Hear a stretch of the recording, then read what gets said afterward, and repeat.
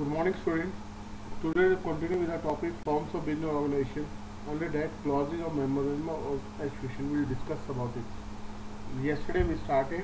Now, today we will conclude it. Now, third is the object clause. Object clause is the most important clause in the memorandum of association because all the objects for the attainment of which company is established are stated. So, objective for because every organization or every company is there for achieving some objectives.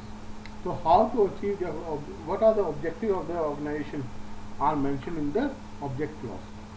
The clause defines the powers of the company and states its limits.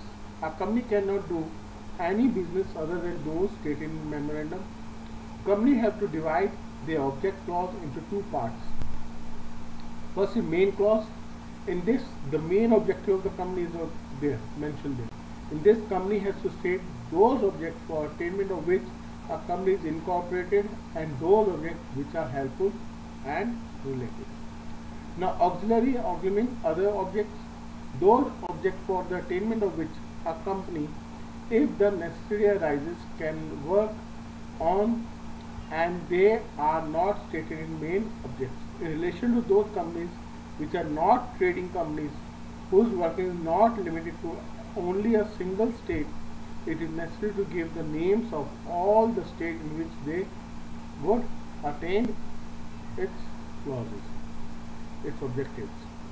Now next is liability clause. Liability, as the words liability, what is the liability of the company? The liability clause of the company limited by shares or by guarantee must state the liability is limited. In company limited by shares, liability clause means the shareholders of the company will be liable for face value of the shares purchased by them. That is, a company cannot receive any amount over and above the face value of the share in its lifetime. Suppose the face value of share is 10 rupees and company has received 8 rupees. So 2 rupees company can ask, not more than 2. If a company is limited by guarantee, limited liability means that liability of the member is equal to the amount of guarantee given by him at the time of winding up of company. A company limited by guarantee must specially mention the amount of guarantee. Next is capital clause. Capital clause means how much capital a company can raise from the market, that is registered or authorized capital. If the company is having share capital, it is necessary that memorandum of association must mention that as to what will be the authorized capital of the company and in what manner the shares will be divided.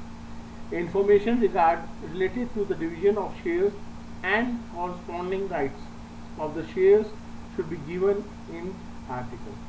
A company in its lifetime cannot issue shares beyond its authorized or registered capital unless and until a proper alteration is done.